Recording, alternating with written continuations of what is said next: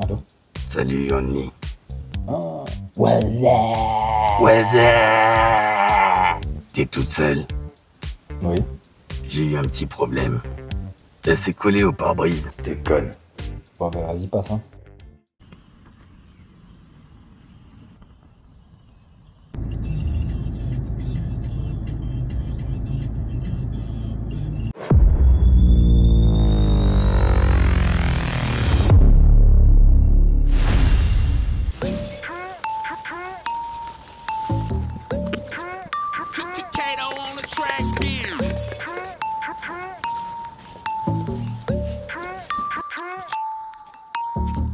Je rentre dans le jeu, j'ai pris ça à la mèche. Toujours tendancieux comme l'air salamé. Le ton est solennel, j'ai cru ça la nuit. Un peu de limonade, je fais face à l'ennui. Arrête de comparer, je suis pas sous polynectar. Avec des coups comme eux, je passe pour une ex-star. Je reste poli, n'est-ce pas? T'as les pépés qui veillent pourtant t'es pas sous ex-star. J'étais pas sur liste, personne n'attendait là, je suis comme un terroriste. Égoïste, je vais les terminer, frère. Façon Dexter, je suis déterminé à tous les foutre sous blister. Oublie l'histoire, j'ai fait des trucs pétés, mais ça m'a servi 1000 fois. Je mets le feu, ceux de vive voix. J'ai à peine commencé que je suis sur l'histoire. Petite vérification, chaleur, tu vois, c'est bien chaud. Là, c'est à peu près à 20 degrés, on va dire. Vu qu'il fait froid dehors. Tu vérifies avec les gants, comme ça tu mets pas de traces de gras. Pour ton truc là, tu tapotes, hein. Ça part tout seul. Je lance un missile, c'est décidé. Même la calée me féliciter. Difficile de rester lucide quand un youtubeur les bouffe tous sans hésiter. J'ai la capacité de les citer, mais j'y vois pas grande nécessité. Scondé le shit. Scondé le shit. Scondé le shit. Scondé le shit. Je lui mets des doigts, elle va comme un gant. Je me fais cessu comme un grand. Toujours des faits sur moi, un peu comme Adam. Pour rouler des gros genre de Komodo. Je viens de Konoha, non je déconne. C'est pour mes gars du sud. C'est juste pour te montrer la différence entre ici et ici. Où là, on commence à rattraper tout ce qui est micro-rayures profondes. Il y a encore un petit travail à faire ici. Tu vois, ça fait un petit voile opaque. Là, toutes les petites taches que tu vois, c'est de la résine incrustée. Donc ça, j'enlèverai avec du Eulex plus tard. Pour l'instant, c'est pas ce que je vais traiter. Là, on traite les micro-rayures. Tu vois bien que c'est plus ou moins homogène. Donc avec le premier grain 360. Ensuite, donc je vais monter, donc avoir un grain un petit peu plus fin.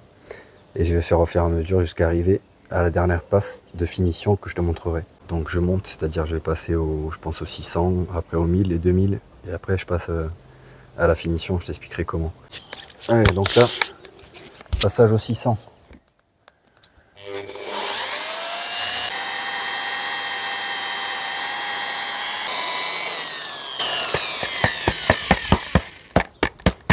Surtout n'aie pas peur de rester, hein.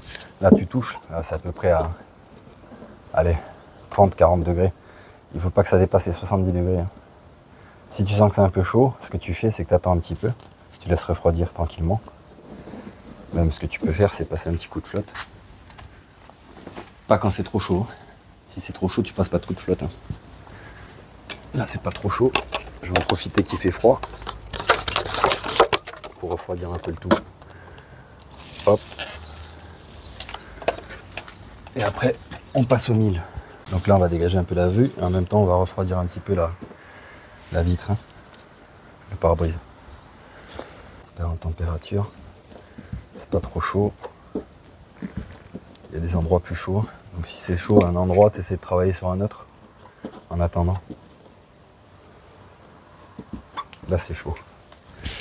Donc je vais commencer ici.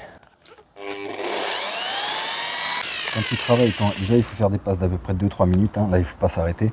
Je te le fais pour t'expliquer, mais ici, quand tu vas passer au 1000, tu vas voir que le 600, il y a une différence de translucidité. Ça veut dire que dès que tu vois que tu rends la chose à peu près translucide, tu passes à une autre partie de la vitre. Ok, voilà. Et après, tu descendras, tu monteras en grain, c'est-à-dire que tu te prendras un grain plus fin.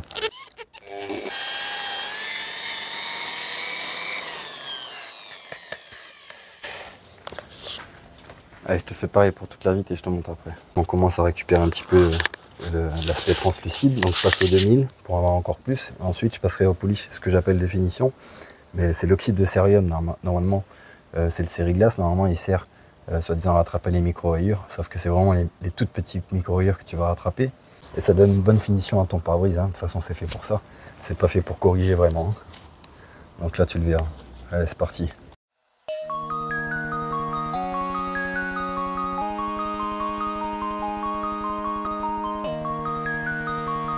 petit essuyage, petit dégraissage.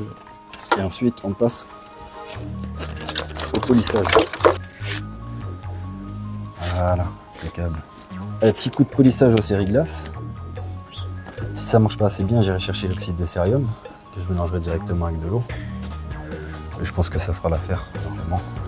Avec un pad en feutrine. C'est fait exprès justement pour les polissages de verre. Je vais quand même te montrer ici. Là, tu vois que là, il va falloir rattraper au polissage. Je vais mélanger. Si je vois que ça suffit pas, je repasse un petit coup de 3000, voire un petit peu plus. Si ça suffit pas à rattraper. Normalement, ça devrait le faire largement. Hop, ici, tu viens primer ton pad. On commence mollo mollo.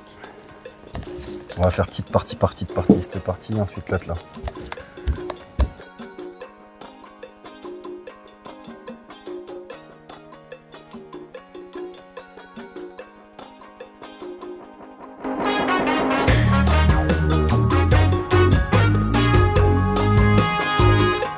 là, ce qu'on va faire, c'est qu'on va mettre un petit coup d'essuyage.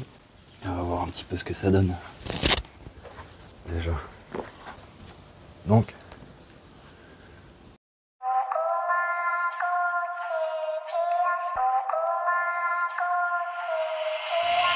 Et c'est reparti pour un petit coup.